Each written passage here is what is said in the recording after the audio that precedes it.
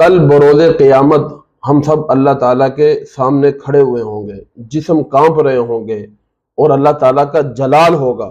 آپ صلی اللہ علیہ وآلہ وسلم نے فرمایا جب تک ہر شخص 5 سوالوں کے جوابات نہیں دے گا تب تک وہ اپنے قدم نہیں ہٹا سکے گا۔ نمبر 1 کہ اس نے زندگی کہاں گزاری، کن کاموں میں خرچ کی۔ نمبر 2 جوانی کہاں گزاری۔ نمبر 3 مال کہاں سے کمایا، کمانے کے سورسز کون سے تھے، حلال تھے یا حرام تھے۔ نمبر 4 مال خرچ کہاں پر کیا، نیک رستے پر یا لوگوں کو دکھانے کے لیے، نمود و نمائش کے لیے۔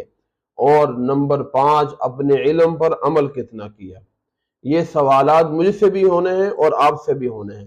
جو جواب نہ دے سکے گا اس کے قدم جمے رہیں گے، بے بس بیچارہ ہوگا، شرمندہ ہوگا، خوف زدہ ہوگا۔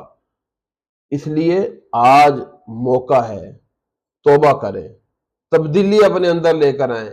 کل کو حساب ہوگا، موقع نہیں ملے گا۔ اللہ تعالی ہم سب کو عمل کی توفیق بخشے۔